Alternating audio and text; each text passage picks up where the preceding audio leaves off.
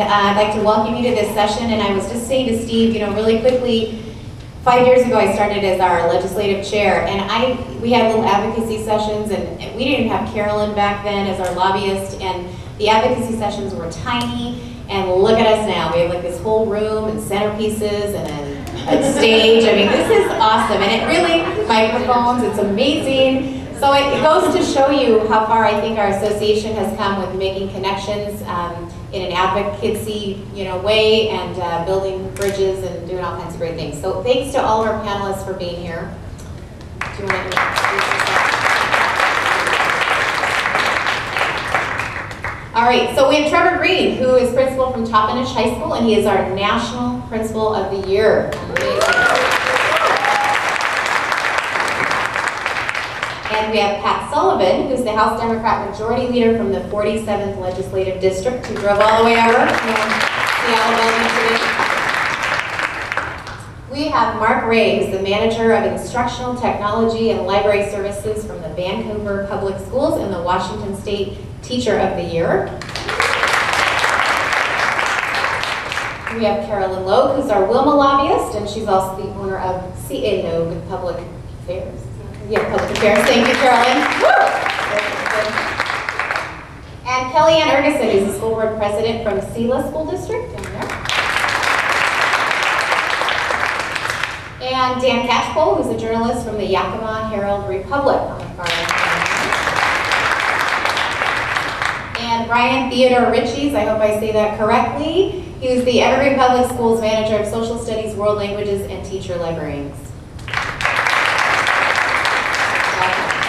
I'll introduce, he doesn't really need an introduction, but Steve Coker and I are going to kind of tag team this session as we moderate it, going through really a series of questions that we want them to answer. So we don't want to do a lot of the talking, we want them to do the talking. Right, we're going to try to be as disciplined as we can about keeping track of the time. So be prepared to, maybe get cut off a little bit, or, we'll come up with some kind of system. But the agenda looks like this. We're just going to have, the reason we had to move the session was because Pat and Carolyn were over in Seattle, Peoria, at the Educational Funding Task Force meeting. And so what we're going to get from them is we're going to take a few minutes to get an update on what happened, because we can't get much more updated than that, because they just got here. And then we'll maybe have a little time for some questions related to that. Then we've got some moderated questions and answers for the panelists that we've come up with. We want to allow some time for some audience Q&A, and then we want to make sure, and this is the discipline part, we have some time at the end to talk about takeaways with always being informed by that. We want to make sure people have things they can take back and use on Monday. So that's what the agenda looks like.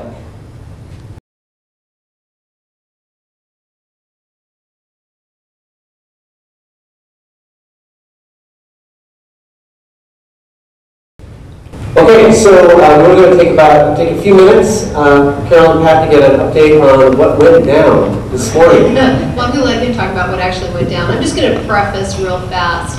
The Education Funding Task Force was set up by the legislature this past session as a result of the McCleary decision. And basically, the legislature set up this task force to kind of take a look at what the Supreme Court is requiring under McCleary, and how can they best implement 2261 and 2776, which passed several years ago, which, if you recall, also it set up the prototype school model and the different funding system, and that includes teacher librarians and library materials, etc., as part of that. But how can that actually be implemented? Because the Supreme Court basically said, this is your way you say you're going to fund basic education. Let's see this actually occur, and what's your plan? So that's what the task force is set up to do, and they've started their meetings, I believe, in early August, had a few meetings, and so I'll let Representative Sullivan now say kind of where they are and what happened today. Sure. Well, thanks, first of all, for inviting me out here today. I appreciate it very much. It was a great drive over after that for our meeting. But so today, I believe it was our third or fourth meeting today. To this point, the main focus is just trying to get all the backup material. Not everyone who's on the task force has served in the past. They're not up to date on a lot of the issues. Going over what was included in House Bill 2776, what was included in House Bill 2261. What are the buckets of funding that need to be funded, from full day K to class size reduction at K3, school transportation, and the maintenance supplies and operating costs, in addition to the items that were included in House Bill 2261, which include the increased numbers of instructional hours, the Core 24 graduation requirements, then the prototypical funding model that Carolyn just hit on. Today's meeting really focused on trying to, believe it or not, when you get a bunch of legislators together, they have lots of other ideas that weren't included in those topics that I mentioned, and they want us kind of move off the topic and cover different areas. Compensation is a very complex issue. There was some discussion about whether this group could take that issue on, but given the time frame that we have between now and having to issue a report on December 31st of this year, there is not significant time to really move into additional areas of additional topics for discussion. And so today's meeting was really to focus in on what are the areas that we are going to include in our report. I'll give one example. It's early learning. There are a number of legislators who want to include early learning. I'm a huge supporter of early learning and believe that it will actually reduce our costs in the K-12 system if we can make that initial investment.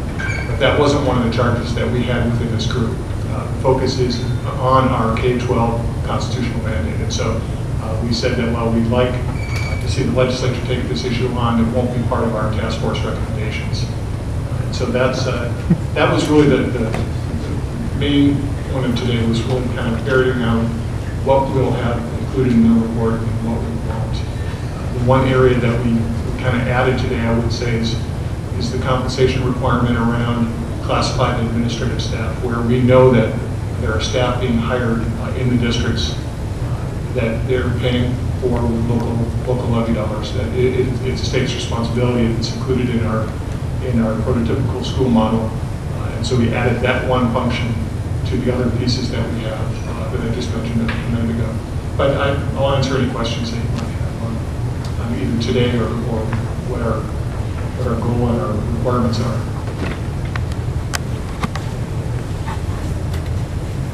Yeah, let's do a few questions now just regarding this, and then, yeah, go ahead. Okay, so the prototypical school seems kind of high in the sky. Wouldn't that be wonderful someday? Is that what you're looking for? Well, so the prototypical model, what we adopted actually in House Bill 2776, when we actually adopted the model, it translated the current level of funding into that model. So that's what exists today.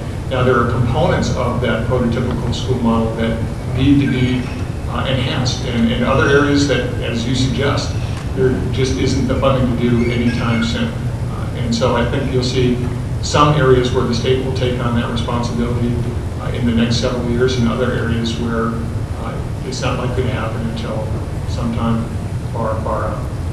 I think it's important also to note that the prototypical school model was not necessarily intended to say all schools should look like this and have this. It was more to try to figure out what should a prototypical school have in order to determine the funds that would be done in order to calculate the per student costs, and it was included in that. But it's kind of a sort of an expectation from the state that you really probably should look to have these things in there in your school.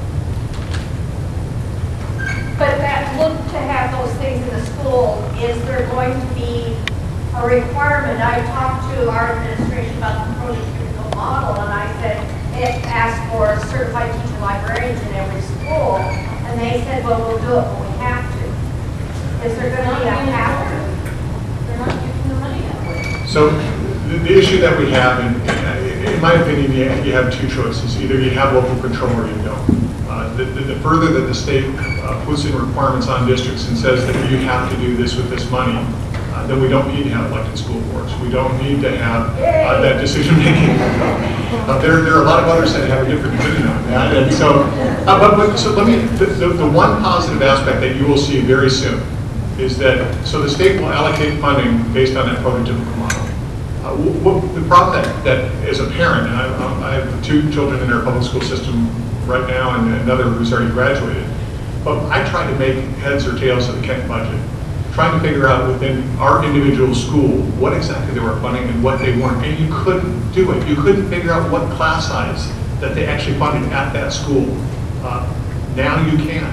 And in this year, OSPI will have online, you'll have the ability to look not only at each district, but within each district, each school, and how the districts allocated those dollars. And so if there's not a teacher librarian in that school for the first time, or a class size that's higher, or they haven't hired a counselor at the elementary school level, for the first time, you're going to be able to immediately see that in the translated prototypical school report that OSPI will offer. And it creates a new way of advocating that didn't exist before. And that would be on the OSPI website. That will get the OSPI website. They're close to getting it done now. In one of our first meetings, they said they were very close to actually getting that done. And that'll be updated after each budget. And then so the districts will report back and they'll be able to make those changes. So each year you'll be able to see how districts have allocated those dollars. Okay, we've got one more time for one more question, or more time for one more question. We're going to take the plane up to 50,000 feet. Well, I wanted to do that because that database that Pat is talking about is a big clue to us. Dan Cashville got on the phone getting ready for an article about Yakima and SELA and said, so what are the numbers on librarians in which schools? Which schools are up and down? Bellevue School District says, okay, what are the numbers? And we had to do mining into the data which exists but wasn't being shared. And a major outcome of this committee that would be very powerful for us as librarians is a great communication tool with that very database you talked about. And I thought I was hearing like a 9 months from now. Yeah. Supposedly they were getting closer to that. Okay. Yeah, we'll see. Unless they had some issues. Right, that was a concrete piece of information that was coming out of this, even though there may not be other specific to librarians, the power of that. Okay, that's a great segue into the broader discussion. And just keep an eye on the clock.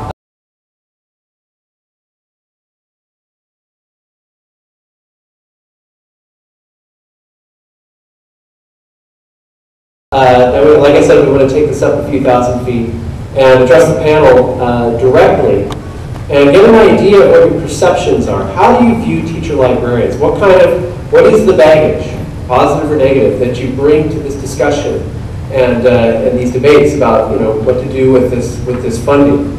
And we'd like to start with Dan and try to get and see what you think. So when you think of teacher librarians, libraries, what comes to mind?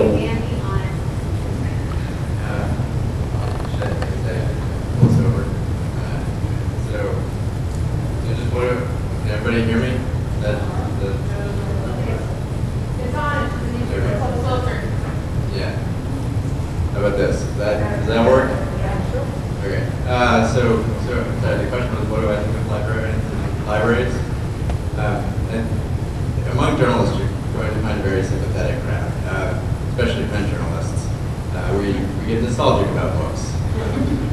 But we also, in a lot of ways, what journalists are going through right now with our industry is rapidly changing and has been changing for just as long as what's been seen in libraries. So in a lot of ways, actually, they're kind of at similar points with our industry's uncertain future, great history, but a lot of change right now. And the thing that really struck me in the couple articles that I've done specifically on teacher librarians is how definitive the data is about the effect and the effectiveness of teacher librarians. And I think that's something that a lot of people still don't realize, and I think a lot of teacher librarians realize that a lot of people don't realize that. But it is certainly something that, that not every journalist is going to know how to find those studies. I tend to be a little bit more academic in my reporting, so I go out of my way to find studies that have been done by universities to see what the trends are and what the effect is, et cetera. But so that's something that I certainly think would be well served to have be more accessible, so that when journalists approach you guys, that you have it on hand. Because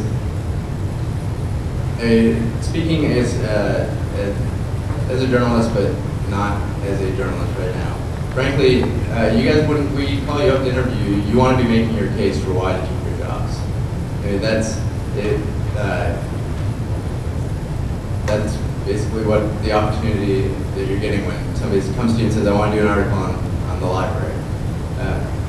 Especially if it's around, I mean, with the times that I've written about it, it's been about cuts. So I mean, it's a little bit more direct, but every time that a journalist comes to you, you should keep in the back of your head, this is an opportunity to increase the public reputation of teacher librarians. Because I think once you get the basic teachers covered, adding another science teacher and lowering class size slightly is probably not as valuable as having a teacher librarian who can add value to every single teacher in that school.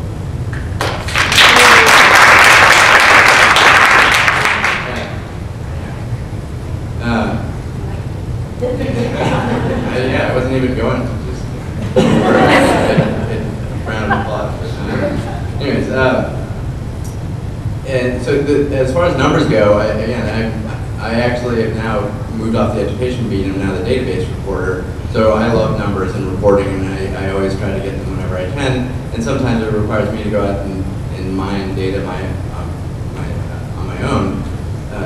But it's always better if the data is available and it's clean and the hard work has been done for me.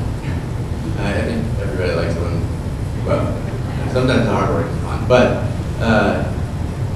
so yeah, be able to quantify what the situation of teacher librarians is, and that's something when I called up Craig, it really wasn't apparent. You hear a lot of anecdotal things, but what the trend is, what the actual trend is not clear. And without some baseline, it just becomes he said, she said, an opinion. So the important thing about numbers in public debate is that it helps shift the question from what is going on to what are we going to do about it. Obviously, that's not always the case. Look at climate science. There are a lot of numbers on that, but there's somehow the debate is still about what the situation is. But in something like this, it's I think very quickly moves the question from, well, are teacher librarians being cut or not, to allow journalists and people reading the article, thinking about it, to focus on, well, what are we going to do about the fact that schools are shifting are either cutting their teacher librarians, or if they're keeping them, moving them back into classrooms.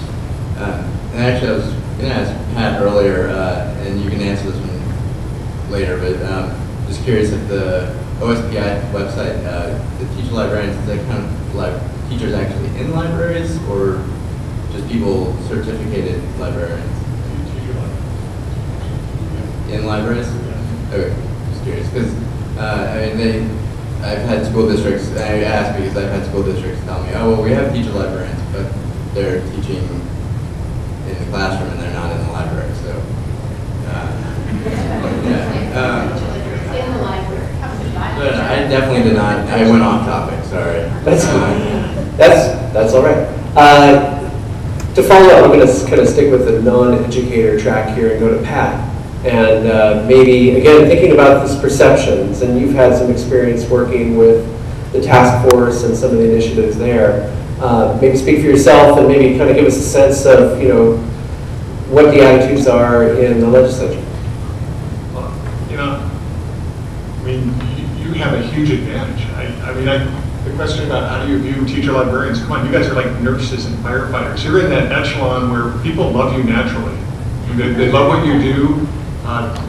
You're portrayed on TV as wonderful people who help kids and adults, be successful. So you have that advantage. I don't disagree with the fact that you need to have your data and show how you can be successful and how you can help kids be successful. But you also have to tell the story about the kids that you're helping, about the students who wind up in your library not knowing what to do or how to do the research that they need to engage in. What I would say is that, have every one of you invite your legislator into your school library. They need to see it. They need to hear from you. These are the things that are working. These are the problems that we have. Here's how we can improve our situation with your help. And I think if you do that, you will enhance your ability to be effective by manyfold. Joanne Glasgow, I've gotten to know over the last several years, and I can tell you when she calls me, I know who it is. I respect her opinion on the issues, and I'm going to listen to her. And that's, I can't help it. I mean, she'll like me, but you know, so I think you come at this from a huge advantage. You're respected within the Olympia, within legislators, but you just need to really make that effort, because for a lot of legislators, they haven't been in the school in a long time. They have no idea what school libraries look like these days. They haven't seen the technology that exists there. They haven't seen the resources that are available. They're remembering as a kid going to a car catalog, for God's sakes. I mean, you know, things have changed significantly. So again, you have that advantage, take advantage of it, and get those legislators into your schools. And you have to do it during the interim, obviously, because during session, it gets that much more difficult. But I will say that when you get into session and you have very little time, the advantage of actually having met with them and in your library is, in that brief amount of time where you have that contact during session, they're going to recall that visit to your library, and they're going to say, oh yeah, I remember when I was in your library, and I remember that you raised this issue or this issue. So if it's at all possible, and don't take no for an answer. Just keep bugging until they show up. Okay, Kellyanne, if you would address this question, please. I feel the need to start out by saying, you know, we are tasked as volunteers, school board members, with, you know, the almost impossible role of trying to meet everyone's needs with what have been very finite and shrinking budgets. Nonetheless, I know more than anyone that your budget is a reflection of your priorities and your values. And it is excruciating when you feel as an individual board member that perhaps budgetary decisions that have been made do not express those as well or as closely as you would like. So that said, it's important also to presume good intention. I know that there are dysfunctional school boards. I know that there are individual board directors who speak out of turn, or perhaps without enough thought or without enough background information. Nonetheless, by and large, school boards are really something that has distinguished public education in this country for a long time. So moving on, teacher-librarians. It concerns me as a board member that teacher-librarians have not been in, and I speak for the SELA boardroom, until very recently, thanks to the advocacy of our teacher-librarians, they have not been a source of discussion or of learning for us as board members with our superintendent. It is true sitting here today, and I don't know how true this is for other school districts in this state. Our strategic plan does not make explicit mention of librarians or libraries. And again, the school board is tasked with establishing the strategic, as you suggested, 50,000-foot level view of the district, and of course then we hire a superintendent who's charged with managing and making sure that that strategic vision comes to life.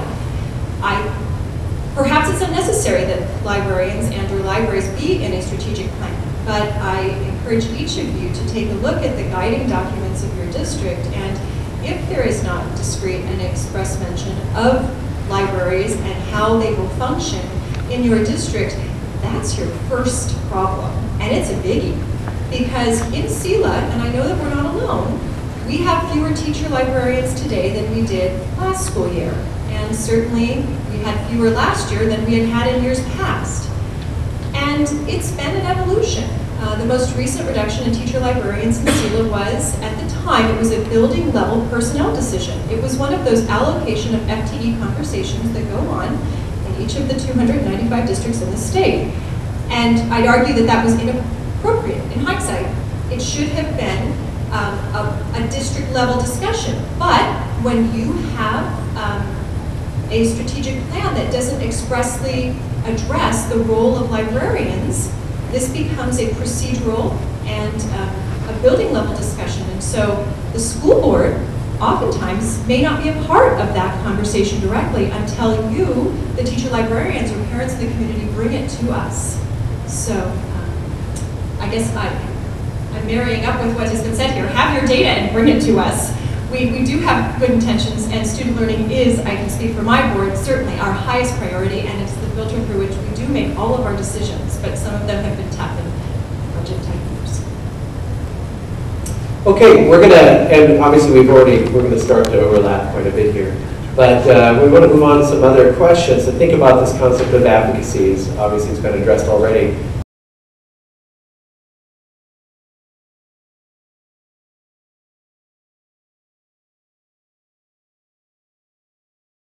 And maybe start with Trevor over there. As we're talking about advocacy, from your perspective, Trevor, as a building principal, what does that mean? I wanted to talk about the other issue. I guess I can't, though I'll stay on point. Well, yeah, Trevor, you're the national principal here. You can do whatever you want. They told me that all of a sudden my opinion matters, and the farther away I get from home, the more important I am. So I'm still pretty close. I would like to say that I see myself as a very strong advocate for librarians. I'd like to recognize Eileen Ray, our librarian from Toppenish. And of course, Lynn Green, my mother from Davis. So I'll try to touch upon your advocacy question, but I'd also like to just bounce off some of the other statements that have been made. And that is, I guess I'll start with the middle management or the building decision, building level. I am middle management, and I have been in 4 different districts. I've been a teacher at the middle school, high school, and junior high level, and an administrator at the junior high, middle school, and high school level. I can't keep a job. But I can tell you in almost every building that I've been in as an administrator, I could have cut the librarian had I wanted. And that's just one person making a decision to say, you know what, we're going to allocate the money somewhere else. We need another teacher in the classroom.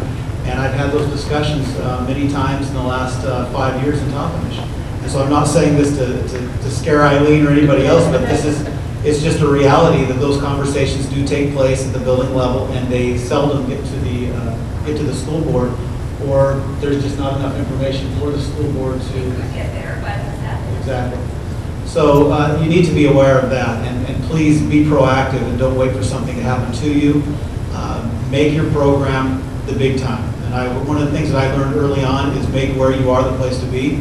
And if you can do that, and if you can show that you have something special, that you have the information to back up the data, to back up what you're doing, and you can share that with a building administrator. And I know we don't do this enough. This is a great opportunity for me to be here and have the informal conversation, or formal conversation, I guess, with Eileen, so to speak. We don't get together and have these conversations, but really what should be happening, and you don't know this as librarians, is come with data and say, you know, this is what's happening in my library. This is what happened the last term. This is the data from last year. And it may seem like an administrator may be disengaged, and there are thousands of things going on in our lives, and I don't want to bore you with that because you're very busy as well. But it does settle in, it plants that seed of what's happening, and it germinates. And if you allow that to happen, then when the time comes, we have that material, that information to draw upon, and it's much easier to then stand in front of you and say, in front of you and take that bullet, so to speak, to say, no, we're not going to cut a librarian, we're not going to put a paraprofessional in to take the place of a librarian, but we need a teacher librarian. As far as the advocacy question, it does relate, because if you are advocating for literacy, the technology that we have now in schools is impressive and growing every year. We have multiple schools that are now piloting the iPad movement, and you have administrators out there that think, you know what, we're going to have a library someday without any books. And I don't think that's going to happen. I certainly can't envision that myself. But make sure that you're not that person guarding the books. You know, that they're your books and nobody else's. I mean, you have to be able to share and make that difference and make that impact. I heard Pat here talk about the legislators that think back when they were in school and what it was like for them. I can think back for my children and their experiences at the elementary level, where they didn't have a book or didn't turn it in on time and had to wait 2 weeks until they could check out another book. I mean, what are we teaching when that happens? Because that kid, we have students in Toppenish, and I'm sure this happens in your district. We're 99% poverty in high school, free and reduced lunch. We have students that don't have books at school or at home, and so if they can't have access at school, then where are they getting access? my kids do have, your kids have books, your grandkids have books all around them, but that doesn't happen everywhere. So you have to advocate and model that it's important, but also supply the necessary materials and opportunities. And when they turn them in late or they don't turn them in, don't hold it against them. Give them another book. We'll pay the $5, the $10, whatever it may be. And that brings me to another point. I'm not going to stop now. That is, make sure you keep going back to your administrator for funding, and it's going to bite me. I know it's going to bite me right now because she's going to come back and she's going to say, remember what you said. Oftentimes, the squeaky wheel does get the grease, and it's unfortunate, but if you have people that are very organized in their departments and strategically plan to approach administration time after time after time, and they bring the data forth and they're promoting their program, it becomes very easy to allocate funds to that department. So if you are able to come forth with data and say, you know, this is what we need, or if you're quiet and don't say anything and you're not getting funding, then it just gives the impression that everything's okay and it's business as usual. So hopefully there's a little bit of information you can take. Thanks. Okay. Delay. Ryan. Okay, Ryan, you want to go ahead and follow up on this, please? About advocacy? Yeah. Well, I think in our district, the teacher-librarians, a couple of years ago, as a group, felt that they needed to do some things to advocate for themselves with their principals. And I think that the principal is, if not the primary audience for your advocacy, they're up there because they do control some purse strings. And in some cases, not in our district, I think in our district, whether we have teacher librarians has been a district level discussion versus building level decision. But I guess if that's the case someplace, then it's even more important that you're advocating. But what I observed is sometimes in kind of a packet being handed to the principal with just pages and pages of data and how many kids were in here and how many checkouts and how many kids use this database. And it's kind of whatever that piece is going to be of advocacy. It probably needs to fit on a page, maybe two, and it really needs to focus on kids and learning. It needs to focus beyond. The principal probably doesn't care how many books were checked out as much as maybe how you work with some teachers on maybe the classroom-based assessment for social studies, which has some learning goals embedded within that not only align with library program goals, but social studies and a lot of literacy also. So you need to kind of have to hitch your wagon to the things that are important to the principal, not the things that you think are important, I guess, if that makes sense.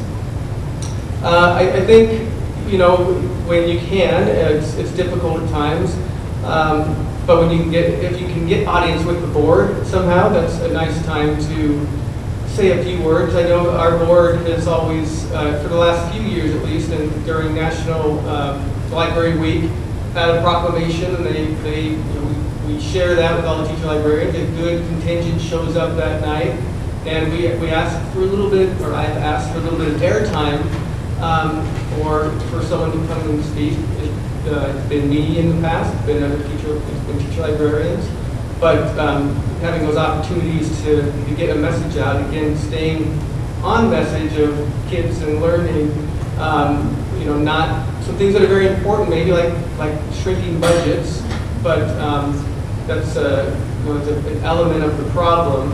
It's to kind of put all the focus on your short time to communicate on that versus the positive angle. I guess is something I would say.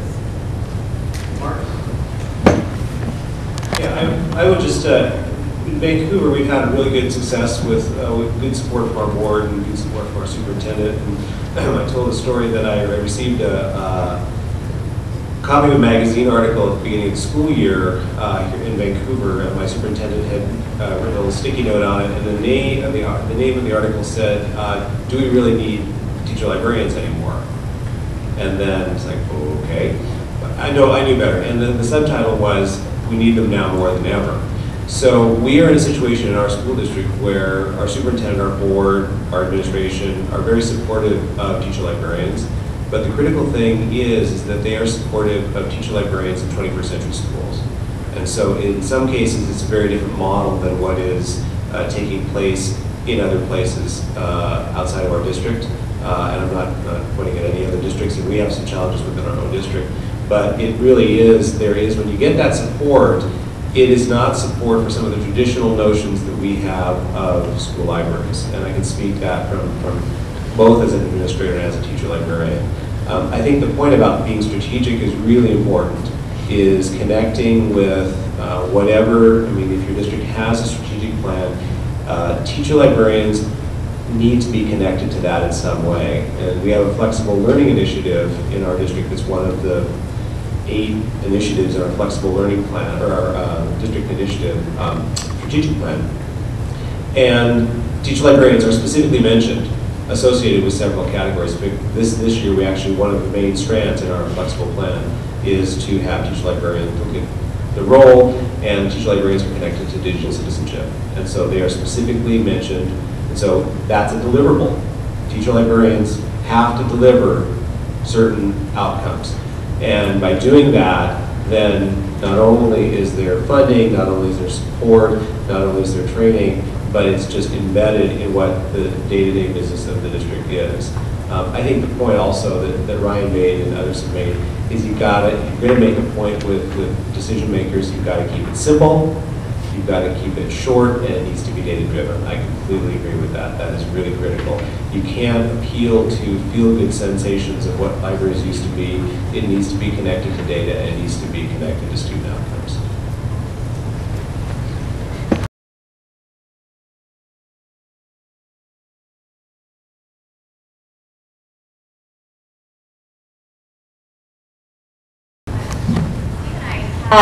More questions here that the panel could answer, but we know that many of you probably have questions, so I think at this point we may take a little break from our questions and see if any of you have questions that you'd like to ask the panel.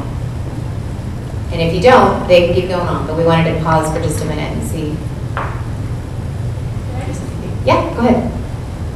Piggyback on what Mark said, that not just making sure we have the data and keeping it short, but also being frequent about our contact with those decision makers. And I think that's why Kellyanne's here, is because we have made an effort, the 3 musketeers here, to be at several board meetings and to make sure that they know that we are passionate about what we do.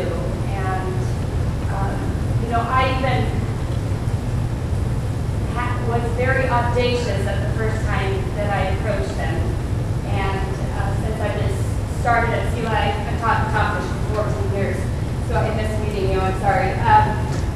Moved to CELA, and 5 years, every year, I've been on the best of the best. And I took that to that first board meeting. I had the audacity to stand up and say, I pulled out every single word that I got. And it was about me at that time. But then the next meeting, it was about my kids and the effect that I have on my kids. And then the next meeting was about all our different jobs that we do. And Jean and Barb came up with a wonderful web to show all the different areas that we're in. And so just keeping that constant contact, and I know I need to get them into my classroom. It's really important. Okay, thank you. Comes back to conversations. Yeah, go ahead. Just a couple comments to follow up on that. Every school should have their data walls.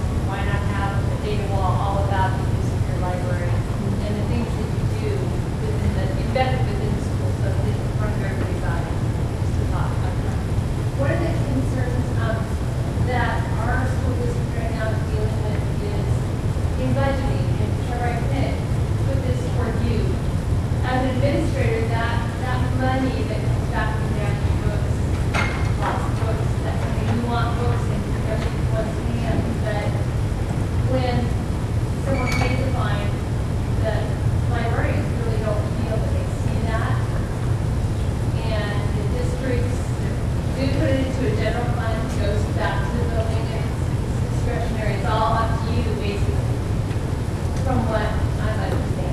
So. Is there a question in there? So the question really is, how can we help, not just as teachers and administrators and community, help us to define more where our losses are? We have Reading Recovery. We're starting a program that we are calling Reading Recovery Squared, because we need to recover lost books. We're finding out they're being sold at garage sales, things like that, even though they're marked by the school district. So it just seems to be a big loss. I got a quote from one of my high schools that said they believe that their lost books and damages are $120,000 right now. So it just feels like a concern that we need to put forth a little higher, at a higher level. Any ideas on how do we work with our administrators? Because every building seems to have the ability. How do we prove that to the principal? That's a difficult question, because I don't feel like it needs to be really proved to me when Eileen will come and say, you know, she may have a difficult time getting funding, which takes, you know, it works that way, whether it's getting PE uniforms and the funding that we spend on those back from the students. But I think probably the best piece of advice that I've heard up here so far, and everybody, I've written down several remarks of our speakers, of our panel, but Ryan talked about presenting to the school board. I think if you can go to the school board, directly to the school board, and share the information on how you're affecting students and how that's promoting the district goals, and then it becomes much easier to access funds and increase funds, because they have the ultimate say in the purse strings, as you mentioned. So that's kind of an easy answer, but it's nothing, you know, it's just, I would say go to the school board, make yourself a rate. How many, don't answer this, but think about this. How many of you have gone to the school board and presented? Because we're a small district, and I know that it's very easy to access our school board, and I think back to several districts I've been in, and it hasn't happened very frequently, and I think that's a missed opportunity. And I never thought about it before coming here. Go ahead, Mark. So, in addition to the school board, I think advocacy to the school board is great, especially in a smaller community. In a large community like Vancouver, you know, there's a lot of things going on, so I'm not going to say you can't go to school board, but that sometimes is not as feasible in a large district. The thing one of the reasons that we've been successful in Vancouver is that we found administrative allies. So we found an administrator at that time as my boss that had some needs. That teacher librarians could fill those needs, and so we built a rapport with them, and then that grew to a partnership with our curriculum director, which we did not have a strong relationship before. And so, and to respond to your question, once that relationship was established, all of a sudden the conversation about fines suddenly say, hey, that does make sense. Librarians should get back the library fines that they had, and previously we didn't have that as an option. So I think it's really important, you know, there's a couple of, you know, librarians can be a little bristly toward IT folks, okay? And I think that's one of those things that needs to fall away. If teacher librarians do not have a strong relationship with the curriculum and instruction department, Ryan and company, then you need to do that, because those are your best allies. Those are going to be the advocates, those are the friendships that you need to have that are going to give you that voice. It's going to give you the access to the money. It's going to connect you to the important work that's been going on. And honestly, in Vancouver, that's why I'm doing this job. I mean, I used to have pitched arguments with the folks in IT. I mean, I was on the blacklist.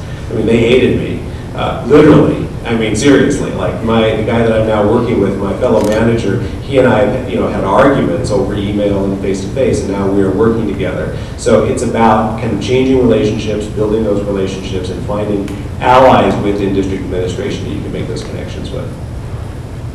We have two questions over here, kind of related a little bit before we get to you really quickly. One is for Mark. Anything more specific besides digital citizenship in your strategic plan? And then the second one would be for Trevor. What data is meaningful to you? Okay, since that was the first one I asked, I'll go ahead and do it. So the areas where we've connected with district strategic plans Originally, we had a very simple thing. We had a district video on demand service that was purchased, and we needed to train teachers overnight basically how to use it. So I went to my boss and said, hey, we should have the teacher librarians be the point of contact for that. So we trained them, and 5 years later we've invested about $70,000 in training for teacher librarians in technology because of just this one little project. So again, it's a specific need, and so we filled that need. Digital citizenship, right now in our flexible learning environments initiative, we have digital citizenship task force, which is being led by another teacher librarian and a team of teacher librarians, and they're doing the gap analysis for our district for that project. The other piece is that we're doing a systemic revisitation of our job role and looking at exactly, how is that connected to district strategic plans. But certainly educational technology, literacy efforts, Common Core, all of those areas are points of entry in terms of connecting to broader educational initiatives within your districts. I want to add something in here because as your lobbyist, I'm always looking for how do I best advocate on your behalf? What are the things that get people to say, oh, I understand that. And one of the things to do, and Mark's sort of doing this is what's happening in Vancouver, is I always refer to, you have to ID those teachable moments. There's a lot going on in education right now that you can take a look at your district and how you can fit into it. One is online education. How do you help in your library bring online information into that school? Another is the open ed, the resources. I think that we just passed a bill last year, and one of the reasons we were able to pass that bill, actually, I think your involvement helped pass that bill, helped the representative who was working on that start to understand exactly what he was talking about. It wasn't, he didn't have to go invent the wheel, he needed to envelop the existing resources that already exist within the schools. How do you then, now that that's passed and that this is going on at OSPI, say, aha, this is my time to go in and show how my library can help all of these teachers identify those non-book resources and work with all of them. Professional development and using, a lot of teachers are my age, and I can tell you I saw my first computer my senior year in college. The idea of integrating the new technologies into curriculum, a lot of teachers are unaware of that, and you are poised to be able to take that into your school and make yourself efficient. You want to create those efficiencies, and it's why when they passed the prototype school model, I said there's a teachable moment. Go out, WLMA, and say what is a prototype school at the elementary, middle, and high school, or prototype library. What does that mean? If the legislator's going to fund it, what are you saying they should fund? What is needed, and how do you do that? And take that. But it's creating those moments, identifying those discussions when parents come in and say, we need more X. Can you figure out how to help make X happen using your library? The question for me was what data do I want to see? What do I find important? What would I want to know from you as a teacher librarian? And to answer that question for you, I would say go see your principal and ask him or her what they want to see. So don't take, I can share what I want to see, but maybe they haven't thought about it. And so it sparks that thinking of really what do I expect or what do I want. And so my answer may not be the same for your principal, but we've touched upon a couple. It would be the number of classes that are coming through, the specific type of teaching that's taking place, when classes come through and what you're doing with those classes, the skills that you're teaching, whether it be research or whether you're teaching the technology component. I would like to know, in my school, I'd like to know how much time our librarian spends on technology itself and what that looks like for her. So what is a typical week or day, if you break it down, so that gives me more of an idea of, because I'm not in there as much as I would like to be, especially with Common Core and the TPAP and everything else going on. It's often a place where you don't get through very often. So if I have more of an understanding, even if I can see it on a half sheet of paper or in a conversation, then it helps me gather some more information for later on to have those conversations with my superintendent or with my business director. I'm going to go, I know your mom has a question. But speaking of TPAP, I'm involved in that in our district, and that we all need to show student growth somehow. And how does that look like for teacher librarians? We need to show that data, and that's going to be important to figure out how that looks for us. I suppose I could have called you tonight. I think so. I don't even know this question is for you, but the question over here about funding returning to libraries kind of sparked something in my mind, because early on, I've been a teacher librarian since he was in high school, so quite a while. And I fought that fight. He's younger than he looks, which makes me younger than I look. I fought that fight. Went down there and tried to fight about getting the money back, and finally decided that my time was worth more and their time was worth more than the money was going to get back. And so my question is, and I think it applies to a lot of us, we've done things like get awards. I think your librarian got like $30,000 award or something last year. Written grants to start programs. Catherine right next to me just raised $30,000 or is in the process. She's got $15,000, $20,000 raised already. And what's going on at Davis with the night program is a result of fundraisers and partnerships with local people. And I've always felt like I'm kind of stepping on toes. So I guess the question is, when have we overstepped our bounds? You know, when does our job, I know, is finding resources and trying to do the things we want, but we don't want to make our school boards look bad or our principals look bad by saying we're not funded. So what's your feeling on that? How far should we go to try to supplement what our desire is?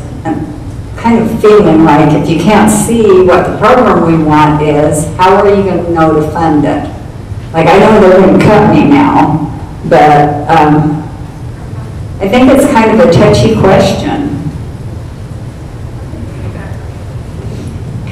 Mike, can I answer that? I'm not. Let me start by saying it's unfortunate when you have superintendents and school board members who are having to make decisions about whether they should fund a library or whether they should fund a school nurse or they should fund a counselor at the elementary school level.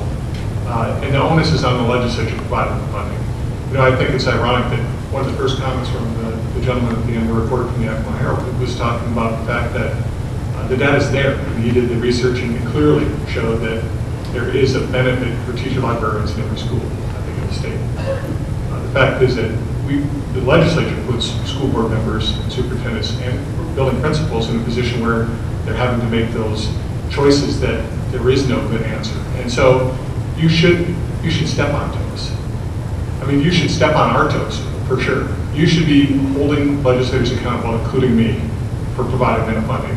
We have a golden opportunity now that the court has intervened, and legislators are required to come up with that level of funding to actually fund the prototype schools, put money into the school district so that those decisions are much easier. And so they're not having to make decisions between, again, counselors, nurses, and librarians. And you should be saying it loudly. You know, one of the most effective campaigns that I've seen in my lifetime in Olympia, and I was a legislative aide for 13 years, and a legislative for 8, was when 3 Spokane moms had the nerve to say, you know, this is wrong. You cannot close our libraries, you know. And it was stunning. It was stunning because they were holding people accountable. And so from my perspective, step on my toes. You can tell my newspaper, you can tell anyone that I need to step up to my responsibility to find somebody else to do the job. And I'm committed to doing that myself. And other legislators have to hear that as well. Now, I can't speak for building principals or just school board members, but if I were a school board member, administrator, I would want you to speak your piece. You need to represent the students who are in your classrooms and in your schools, because no one else will. So be strong, be bold, step on toes. I'm going to use Pat's comments as a segue for our make slide. a very quick comment on that. Really quick. I'm a journalist, and so I grew up outside Boston. So people out here have accused me sometimes of being a little too direct, not being afraid of confrontation. But if you think you're underfunded and you have a legitimate program that you're trying to get funded, never worry about whose feelings you're going to hurt by making that publicly known, because that's the only way things get changed. Well, But, sorry. So said the journalist. But, yeah, honestly, and it frustrates me as a journalist because there's a lot of problems out there that people don't want to make public and bring pressure, put pressure on entities because they don't want to hurt people's feelings or they don't want to create waves. But in reality, if somebody's not meeting the obligation or not providing the best education format that they can for kids, then people need to know. And you're only going to help the school board and the administrators do their job better if you bring that to their attention and bring it if it needs to be in, if you need to go to the public arena and contact newspapers, or contact the legislators. That's how you're going to get a change. So never feel bad about it, in my opinion. But then again, I don't have to deal with I don't have to see the administrator around. Well, yeah, this is great because this is the last question. We just wanted to have a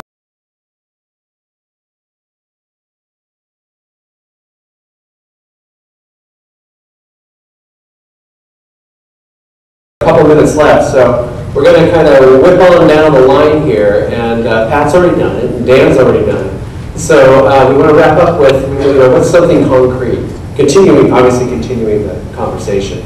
So we'll hear from each of you. Yeah, what? And we want to keep it short. Nonetheless, I feel like I need to address, just briefly, again, I go back to, and not to calling it out, presume good intention. There are so many well-intentioned, solid people in public education, including your board members and your superintendent, and I love the fact that you're concerned about our feelings. Don't sweat it. And hopefully we have these functional school districts.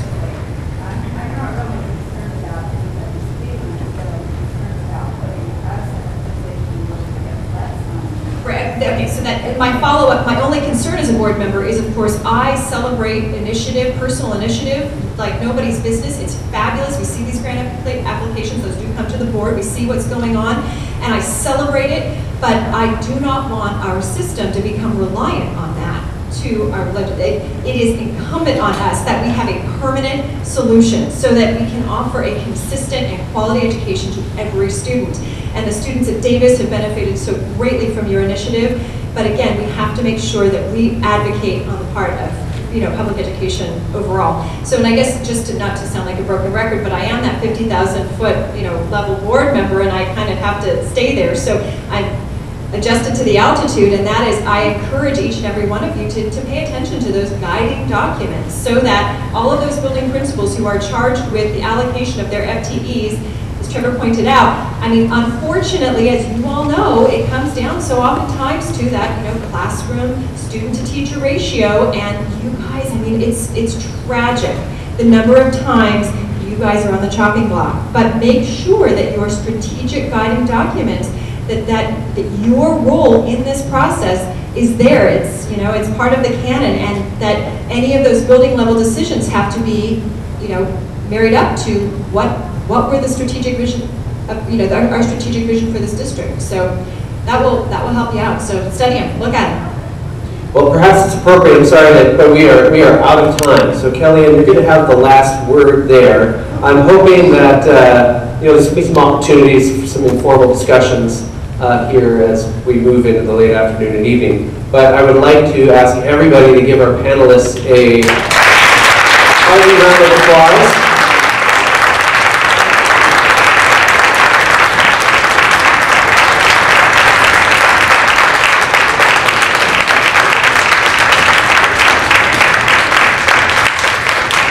And thank you again for taking the time to join us. And like I said, you're invited to hang around and mingle and get to know teacher librarians a little bit better. Thank you.